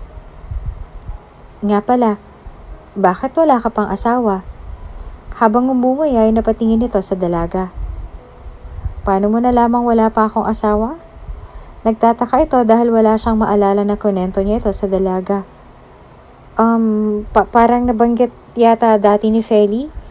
Hindi ko masyadong maalala. Kalimutan mo na lang. Sige, kain ka na. Pero tama ka.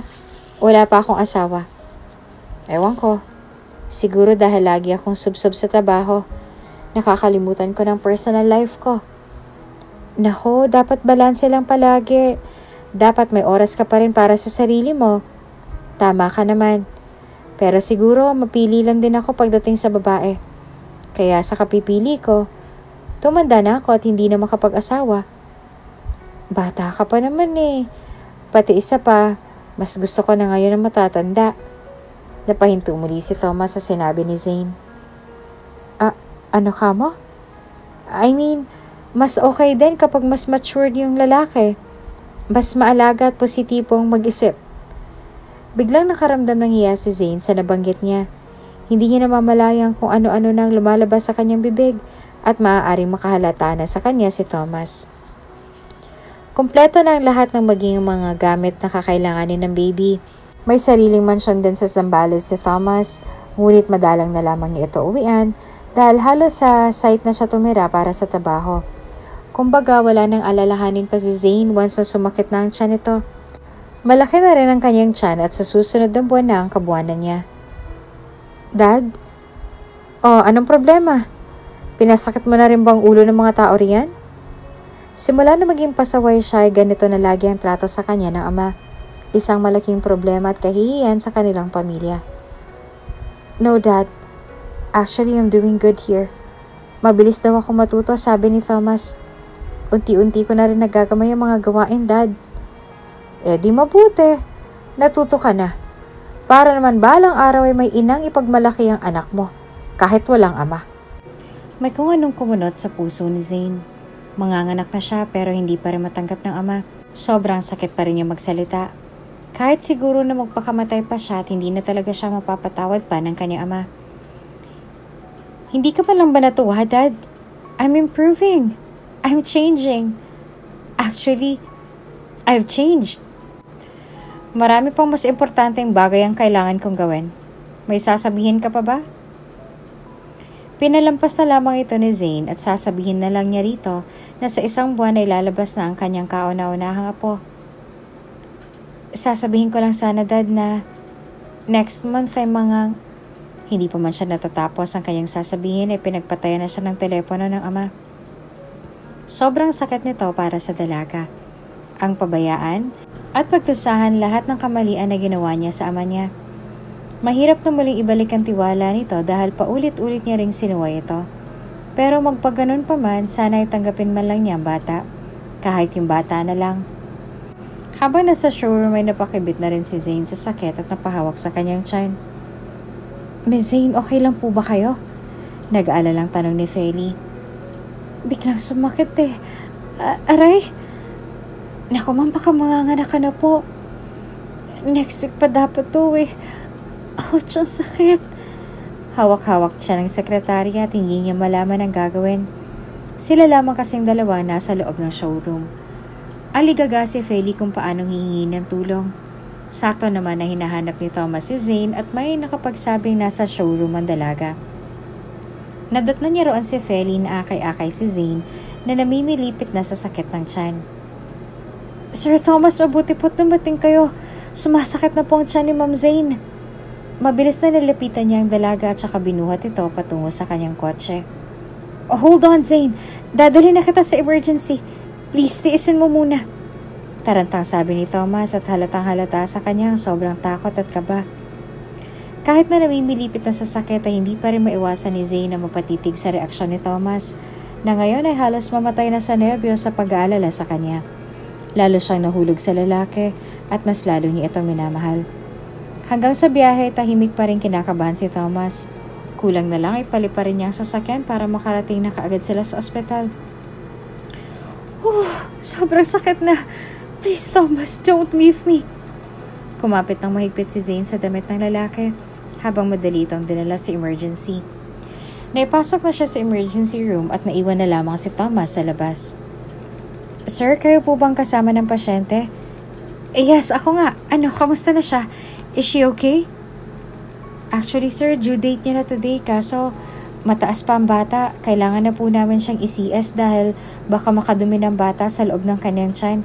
Kailangan na po namin ng perma ng kahit isa sa pamilya niya na pipirma sa waiver para ma-CS na po namin siya.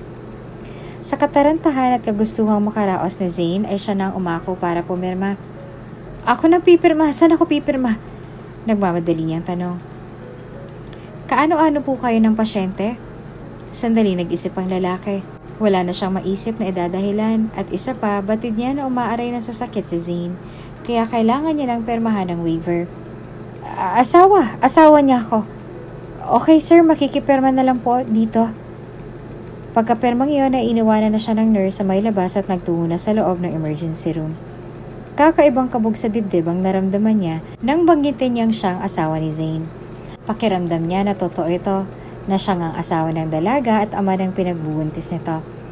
Na maya-maya pa lamang ay masisilayan niya ng munting anghel. Mamumuo rin sa kanyang isipan ng isang pamilyar na mukha ng babae mula sa kanyang nakaraan sa katauhan ni Zane. Naiisip niya na parang nakita niya na talaga si Zane sa kung saan, hindi lamang niya maalala kung saan at paano.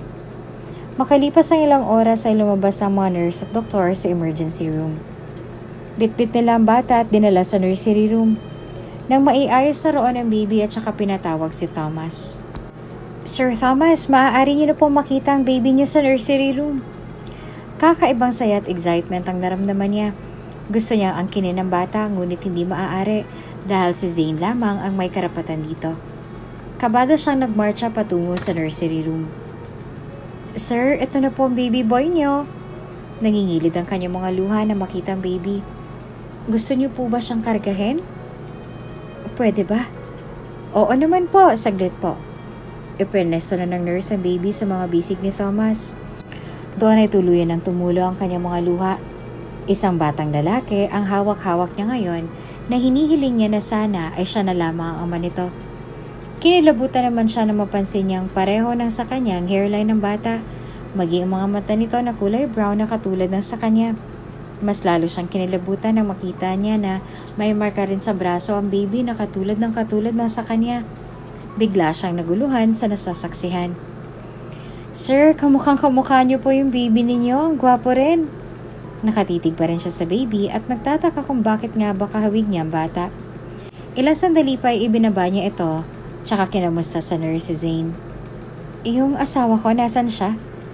Nasa recovery room pa po siya, sir. Pwede niyo na rin pong puntahan.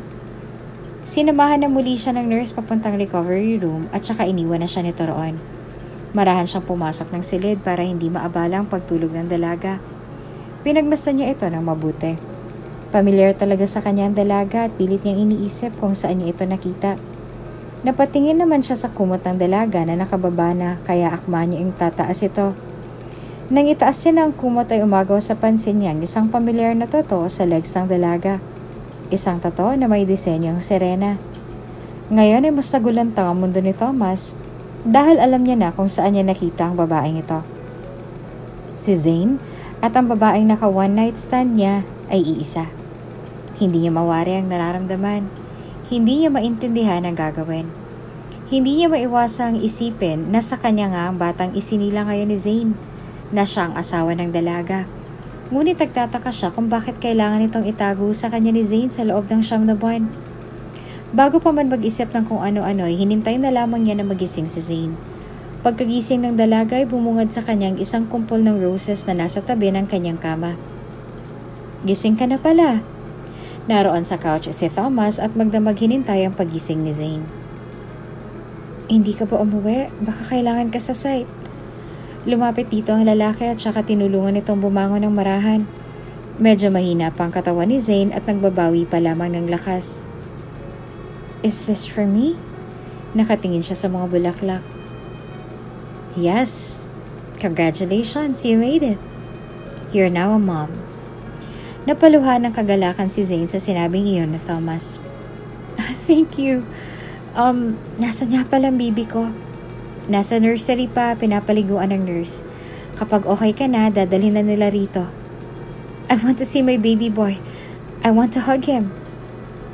Yes, at gusto na rin madama ng baby ang mga yakap mo. Thank you so much, Thomas. Siguro kung wala kay baka kung ano na nangyari sa amin ng baby ko. Salamat at lagi kang nandyan. Sa halip na sumagot ay malalim lamang itong nakatitig sa mga mata ng dalaga. Zane? Thomas? Pwede ba akong magtanong? Halos tumalo na sa kaba ang puso ni Zane ng mga oras na ito. Kung ano man ay itatanong ngayon ni Thomas, sana ay masagot niya ito ng buong loob at katapatan. Kailangan niyang ihanda ang sarili sa mga posibleng mga mangyari. Sige, ano ba yon? Yung bata? Yung ex-boyfriend mo ba talaga ang ama? Nakaramdam si Zane ng sobrang panginginig ng mga kamay at kalamnan. Ito na ang panahon na matagal niya nang iniiwasang mangyari, pero wala na siyang magagawa dahil nandito na ito. Kailangan niya ng panindigan ng mga sekretong matagal niya nang itinago. Thomas, I'm sorry. I'm sorry kung nagsinungaling ako sa'yo. Tuluyan ang tumulo ang mga luha ni Zane sa puntong to. Please, don't say sorry. Just tell me the truth. Hindi yung ex-boyfriend kong ama ni baby. Ikaw. Ikaw, Thomas. Ikaw ang ama ng batang 9 na buwan kong dinala sa aking sinapupunan. Nanlaki ang mga mata ni Thomas sa naging revelasyon ng dalaga. Tama ang hinala niya. Ngayon ay nauunawaan niya na kung bakit sobrang gaan ang kanyang loob sa mag-ina. Siya ang tunay na ama. Si Zane ang babaeng nakasama niya 9 months ago sa loob ng kanyang kabana. Pero bakit mo itinago? Why, Zane? Natatakot ako. Natatakot ako kay Dad. Sobrang laking kahihiyan ang pinigay ko sa kanya. Kapag nalaman pa niya na matanik na kaibigan pa niya ang ama ng aking anak, baka kailanman ay hindi niya ako mapatawad. 9 na buwan, Zane. 9 na buwan. Niwala akong kaalam-alam na nabuntis pala kita. Karapatan kong malaman yon, Zane. Anak ko rin siya. Gusto ko rin magpakaama sa kanya at magpakaasawa sa'yo. Pero hindi mo naman kailangan panindigan. Kaya ko. Kaya namin. And besides, after this, babalik na rin ako sa Manila. Sigurado naman ako matatanggap din to ni Daddy kapag nakita niya ng baby. Lolo pa rin siya. Alam kong malambot pa rin ang puso ni Daddy. Sa tingin mo ba pababayaan ko kayo? Noon pa man, Zane, magaan ang loob ko sa'yo. Sa bata. May kung anong koneksyon ng pilit na pinagdudugtong sa'yo at sa akin. Napamahal na kayo sa akin, Zane. Kung ayaw mo akong bigyan ng karapatan na maipaglaban kayo, pakiusap. Bigyan mo naman ng karapatan ng bata na magkaroon ng ama. Pero Thomas, hindi mo kilala si Dad. Hindi lamang ako ang kasusuklaman niya, pati ikaw rin. Hanggang ngayon, takot na takot ka pa rin sa kanya. Hahayaan mo ba na pagbalik mo ng Maynila ay mabuhay din sa takot ang aking anak? Pues ako hindi. Ako ang ama. Kahit anong mangyari, papanindigan ko kayo. So please, Zane, Please give me a chance. Kayo na lamang yung pinakatamang nangyari sa buhay ko. 9 na buwan mo na akong inalisan ng karapatan sa aking anak. This time, please let me take the full responsibility of being a father and a husband. Ipaglalaban ko kayo. Ramdam na ramdam ni Zane ang sinseridad at pagmamahal ni Thomas sa kanila. Handa siyang gawin lahat para lamang sa kanila ng bibi niya. Sa loob-loob niya ay gusto niya talaga ang lalaki. Mahal niya ito. Pero lagi na lamang siyang nabubuhay sa takot at pag-aalala. Naging masamang anak siya, pero pinagsisihan niya na ito. Thomas! Please, nagmamakaawa ko sa'yo, Zane. Huwag kayong lumayo sa akin. We're family. Bubuhayin ko kayo ng anak ko. Mamahalin ko kayo na higit pa sa inaakala niyo. Gagawin kong lahat para sa inyo. Pakiusap lang, Zane. This time, sundin mo naman ang puso mo. Ipaglaban mong nararamdaman mo. Maging matapang ka na sa pananandigan mo. Mahal kita, Zane. At araw-araw kong ipaparamdam yun sa'yo. Just please give me a chance. Sa sinabing yun ni Thomas ay tila natauhan ng dalaga. Bakit nga ba siya mabubuhay pa sa takot inariyan ng kanyang anghel? Ang magiging dahilan ng paglaban niya sa mga hamon ng buhay. Ang magiging dahilan niya upang mas maging mabuting tao at ina. At ang magiging dahilan niya upang hindi sukuan ng buhay kahit nakasuko-suko na ito. Her loving son is indeed a blessing. Kaya anong karapatan niya para ipagkait ang magandang buhay, masaya at kompletong pamilya sa kanya nag-iisang anak. Isa pa yung napamahal na rin sa kanya si Thomas, kaya ayaw niya na itong malayo. Handa niya na itong ipaglaban. Tama ka, Thomas. Hindi na dapat ako nabubuhay sa takot. Dapat mas matapang na ang loob ko ngayon lalo pat nandito ng kayamanan ko. Ang kayamanan natin. Patawarin mo sana ako kung inilihim ko sa'yo. Sa katunayan, matagal na kitang gustong hanapin pero ni pangalan mo nga hindi ko nakuha. Maging ang phone number mo hindi ko alam kaya nawala na ako ng pag-asa na makita at matagpuan kang muli. Inamin ko kay Daddy kaya sumama ang loob niya. Lalo siyang nagalit nang malamang walang amang bata. Ipinalabas ko na lamang na hindi ko kilalang ama. Nilunok ko lahat ng masasakit na salitang binitiwan ni Daddy. Lahat-lahat. Kahit na hindi na matanggap ng pandinig at kalooban ko. Pero kailangan kong sambutin. Kailangan kong masaktan at matuto. Dahil in the first place, ako naman ang naglagay sa sarili ko sa ganitong sitwasyon. Ipinaglaban ko ang anak natin kay Daddy. Kahit ikasira ng pangalan ko at reputasyon ng pamilya namin, ni minsan hindi ko naisip na ipalaglag ang bata. Dahil nagbagong pananaw ko sa buhay ng dahil sa kanya. Ang ating anak, siyang nagbigay sa akin ng dahilan para mabuhay. Siya ang ginawa kong inspirasyon at lakas para harapin ang mga pagsubok lalong-lalo na ang galit sa akin ni Daddy. Ipinadala niya ako dito sa Zambales dahil wala na raw akong lugar sa Maynila. Hindi ko pinagsiksikan ng sarili ko at nagmakaawa akong kahit yung bata na lang. Yung magiging apo niya na lang ang tanggapin niya. Kahit hambang buhay niya na akong kamuhian ay ayos lamang. Huwag lamang niya idamay ang anak natin. Pero matigas pa rin si Dad. Ilang beses niyang pinaramdam sa akin na problema lamang ang dulot ko. Na wala siyang pakialam sa pagbubuntis ko. At wala siyang kaamor-amor sa bata kahit lumabas na ito. Lahat ng yun, Thomas, hinarap ko. At kinaya ko mag-isa. Kaya tama ka. Ngayon nandito ka na, bakit pa ba ako tatakbo? Bakit pa ako magtatago? Ayoko nang mabuhay sa takot. Sa pangamba na baka wala nang tumanggap sa anak ko. Kasi nariyan ka naman eh. Nandyan ka para mahalin kami ng walang kapantay at walang hinihinging kapalit. I love you, Thomas. I'm now ready to show the world my family. You and baby Tommy. Walang ideya si Thomas sa mga pinagdaanan ng dalaga. Hindi niya lubos maisip na gano'n na lamang siya isuka ng kanyang ama. Maging ang kanyang sariling apo ay hindi niya pinatawad. Naghalo ang galit at awa sa puso ni Thomas. Galit kay Fernan na basta na lamang pinabayaan ng anak at awa para kay Zane sa kabila ng mga pinagdaanan niya sa poder ng ama. Wala nang nasabi si Thomas kaya niyakap na lamang niya ng mahigpit ang dalaga. Ipinaramdam niya rito ang seguridad ng kanyang mga yakap at puro nitong pagmamahal na walang katulad. Matapos ang kanilang pag-uusap ay sakto namang pumasok na ang nurse sa kanilang kwarto upang ipaubaya na sa kanila si Baby Tommy. Noon pa man nang malaman ni Zane ang kasarian ng anak ay ito na talagang naisip niyang ipangalan. Isinunod niya sa pangalan ng ama. Inabot niya ang anak at saka kinarga ng buong pagmamahal. Tinitigan niya ito at napangiti na hindi niya maaari pang itago ang bata dahil halos kahawig na kahawig nito ang kanyang ama. Anak, aking anak.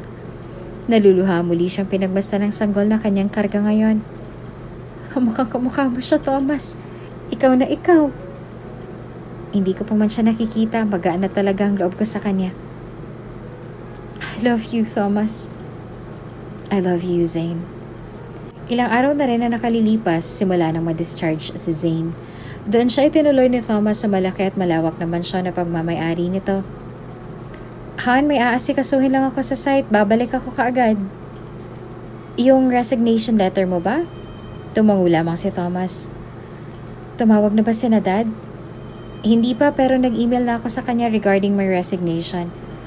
Okay, Han, mag-iingat ka ha. Babalik ka kaagad. Okay, Han, wait for me. Sabay hinalikan ng dalaga at saka ng kanyang anak. Ilang segundo lamang nakakalabas si Thomas ng kwarto ay kinagulat na ni Zane ang isang pamilyar na boses na sumisigaw sa baba. Mabilis siyang nagtungo rito karga ang kanyang anak. Natigilan siya nang makita ang kanyang mga magulang na naroon at galit na galit. Dad? Mom? Walang hiya kayo. Anong ibig sabihin nito? Galit na galit si Fernan habang pigil-pigil naman siya ng asawa. Dad, please let me explain. Sige Zenaida.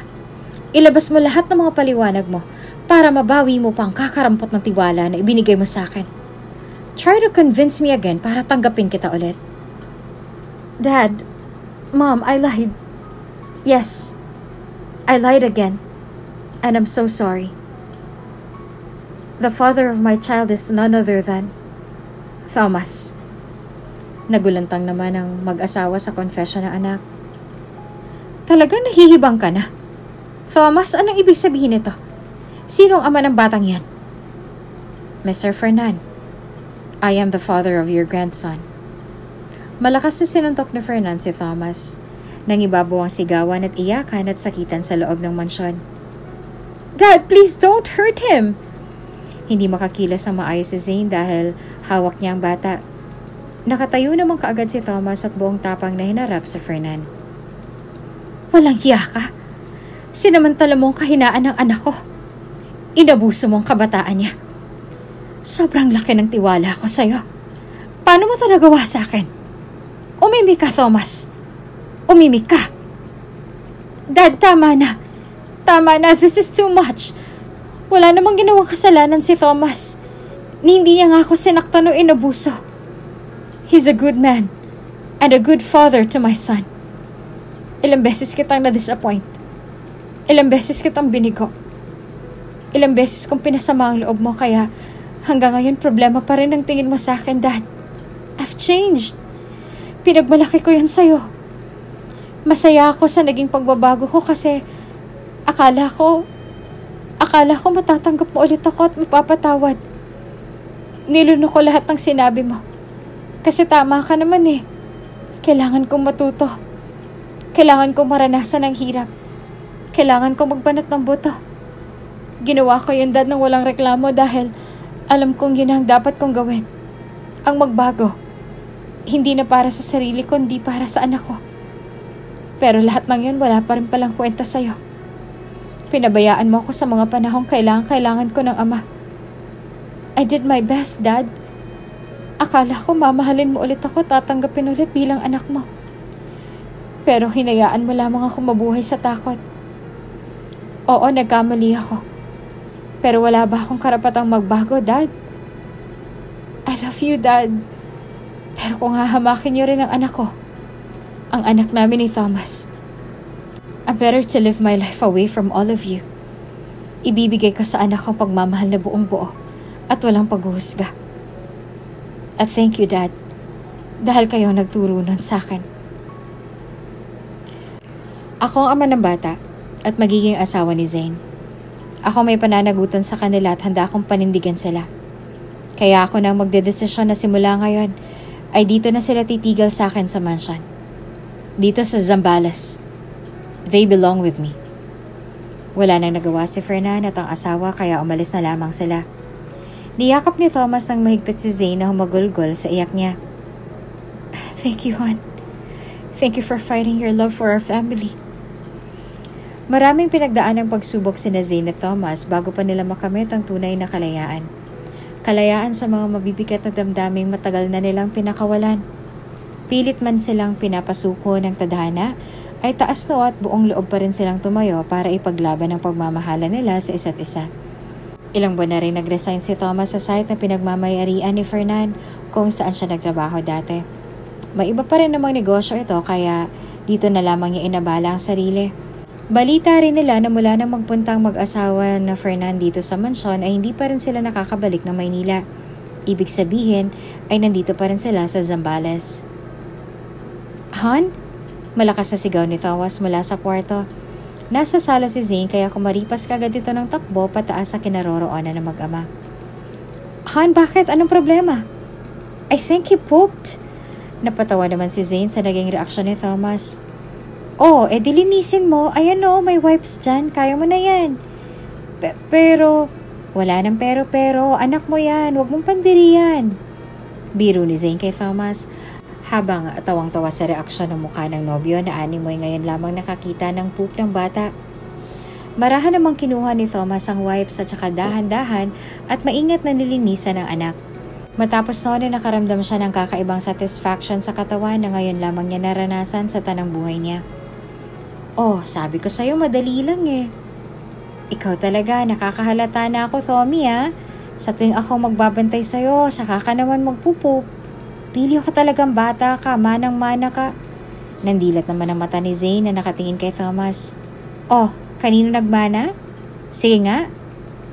Siyempre, sa daddy niya. Pag mabait sa mommy ha, pag pili at pasaway ay sa daddy. Habang lumilipas ang mga araw ay mas lumalim ang kanilang pagsasama. Hindi na lamang dahil sa bata kundi dahil sa tunay na minamahal nila ang isa't isa. Noong una ay natitiid nilang kiss lamang muna. Pero dala ng bugso ng damdamin ay pinagbigyan na rin nila ang gustong ilabas at ipahiwatig ng mga katawan nila. Sabik muli nilang pinagsaluhan ang mainit nilang pagmamahal. Mas ramdam nila ngayon ang init kumpara noong una. Sa isip ni Zane ay hindi pa rin nagbago ang galing ni Thomas sa pagroromansa. Kahit na ilang beses pa nila itong gawin ay wala na makakapigil sa kanila. Ngayon ay bumawi na rin ng dalaga at sinabayan ng husay ni Thomas sa kama. Sabik na pinagsawa nila ang kanilang mga labi at muling inangkin ang buong lilim ng gabi. Ilang buwan na rin silang nagsasama na gumawa ng isang desisyon si Thomas. Isinama niya ang dalaga sa isa sa pinakamagandang resort sa Zambales. Investor siya rito kaya anytime ay pwede nilang masolo ang lugar. Sandali muna nilang iniwan si Baby Tommy sa kanilang kinuhang yaya na nasa cottage. Kumaripas kagad si Zane patungo sa dagat. Ang ganda rito, Han, parang isang paraiso. Habang ninanamdam ng dalaga ang lamig ng hangin na dumadampi sa kanyang mga balat, nang nakapikit ay wala siyang kaide-ideya sa kung anong mangyayari pagtalikod niya. Nang mapansing walang imik ang nobyo ay tumalikod na ito. Han? Ngayon ay nakatingin siya kay Thomas na nakaluhod sa kanyang harapan habang hawak-hawak ang isang maliit na kahon ng singsing. Naroon din sa likod ang mga tauhan sa Zambales site. Ilang mga kaibigan, maging ang kanyang ama't inay na kumbinsi rin na makarating doon. Lumagpak ang luha ni Zane nang makita silang lahat. Han, ano to? From this day on, I will promise to you and to my child that no harm or enemies can touch you as long as I'm here. I will promise that I will be a good husband and father to you and Tommy, Zane. I already got your heart. And it's already locked here in my heart. No chance to unlock. So you have no choice but to marry me. Zane, please let me marry you. Napahawak si Zane sa kanyang bibig at halos hindi pa rin mag-sink in sa kanyang nangyayari. Of course, we exchanged hearts. At hindi mo na rin makukuha sa akin. Papakasalan kita. Dahil mahal na mahal kita, Thomas. I will marry you. Sabay nagpalakpakan ng mga naroroon. Maging si Fernan ay tatango-tango nakipalakpak na rin sa wedding proposal ni Thomas. Nilapitan sila ni Fernan upang batiin. Zenaida, Thomas, binabati ko kayo. Alam kong tunay at tapat ang nararamdaman mo para sa anak ko ngayon. Ipinagkakatiwala ko na siya sa'yo. Nakita ko rin ang malaking pagbabago mo, anak. At kailanman bilang ama, masakit sa aking loob ang kamuhian ka. Ang gusto ko lang naman ay mapabuti ka. Maging maayos ang buhay mo para sa'yo at para sa apo ko.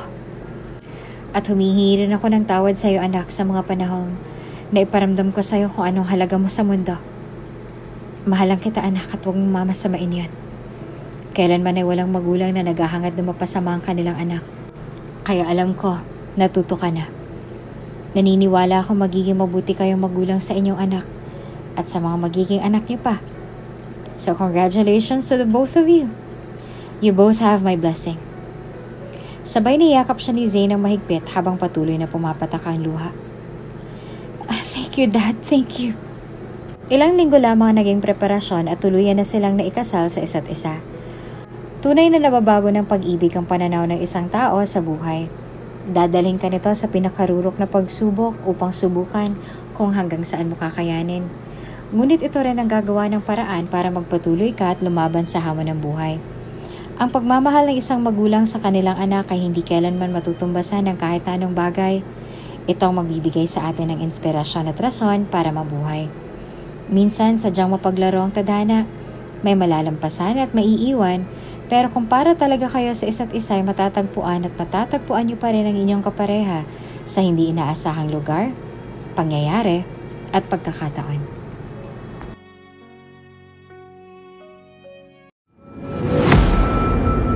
Kung bago ka pa lang sa channel na ito, Ate Jane TV, huwag kalimutang pindutin ang notification bell and subscribe button. Sana po hindi naman malaking abala sa inyo ang pagpindot ng subscribe button dahil ang kapalit po nito ay ang pagsuporta para makapag-produce ng mga libreng stories sa mga channels ni Ate Jane. Maraming salamat!